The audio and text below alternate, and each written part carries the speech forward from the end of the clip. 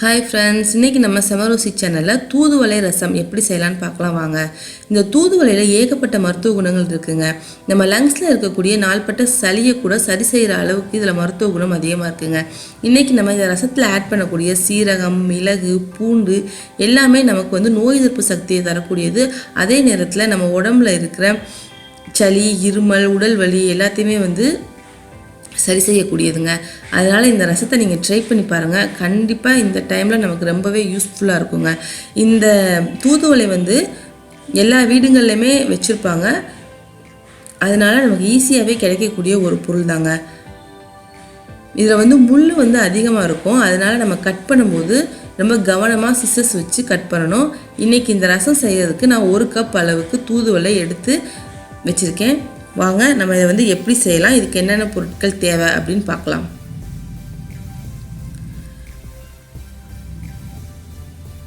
ஒரு ஸ்பூன் சீரகம், 1 ஸ்பூன் மிளகு, ஒரு 12 பல் பூண்டு எடுத்து வச்சுருக்கேன்.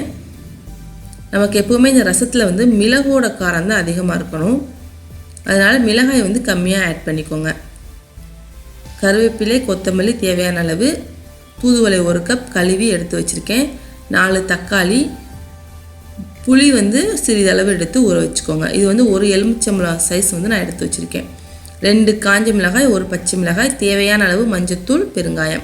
இப்போ இது எல்லாத்தையுமே வந்து நம்ம மிக்சியில் போட்டு அடிக்கக்கூடாது. தக்காளியை வந்து கையில் பிழிஞ்சு எடுத்து வச்சுக்கோங்க. மற்றதெல்லாம் வந்து நம்ம அம்மிக்கல் மாதிரி வச்சுருப்போம் இல்லையா, அதில் வந்து தட்டி எடுத்து வச்சுக்கோங்க.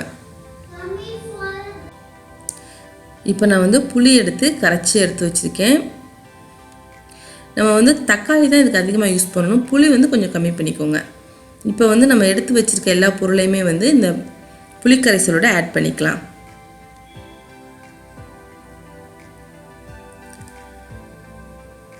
இந்த ரசம் வந்து நம்ம குழந்தைங்களுக்கும் கொடுக்கலாங்க. நம்ம வந்து வாரத்துக்கு நம்ம எப்படியும் 2 days ஆகுது ரசம் வைப்போம். அப்போ வந்து நம்ம கண்டிப்பாக இந்த மாதிரி தூதுவளை ரசம் வச்சு கொடுத்தீங்க அப்படின்னா குழந்தைங்களுக்கும் ரொம்ப நல்லது, வீட்டில் இருக்க பெரியவங்களுக்கும் ரொம்பவே நல்லது.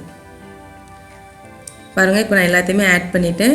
தூதுவளையை தவிர மற்ற எல்லா பொருட்களையுமே நீங்கள் ஆட் பண்ணிடுங்க. தூதுவளையை மட்டும் நம்ம வந்து லைட்டாக எண்ணெய் விட்டு வதக்கிக்கலாம்.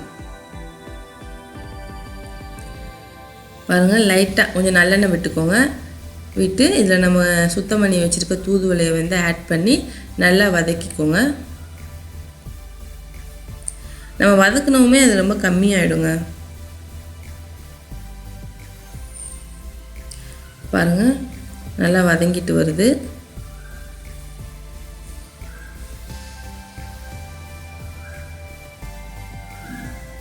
இந்த டைமில் நம்ம சேர்த்து வச்சுருக்க புளிக்கரைசல் எடுத்து நம்ம சேர்த்துடலாம்.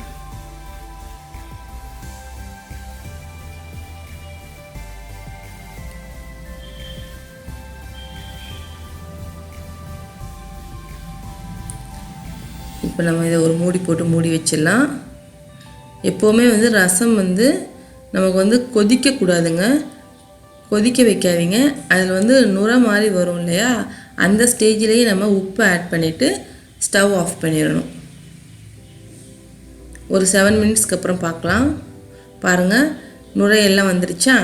இந்த டைமில் நம்ம உப்பு ஆட் பண்ணிடலாம்.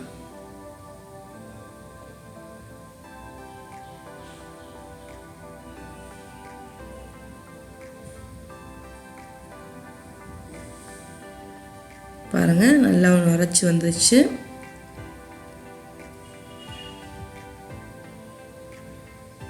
கல் உப்பு இருந்தால் கல் உப்பு ஆட் பண்ணிக்கோங்க. இப்போ இதை ஒரு பவுலுக்கு ட்ரான்ஸ்ஃபர் பண்ணிடலாம். இதை செஞ்சு பாருங்கள், உங்களுக்கு கண்டிப்பாக ரொம்பவே யூஸ்ஃபுல்லாக இருக்கும், ரொம்பவும் டேஸ்ட்டாக இருக்கும்.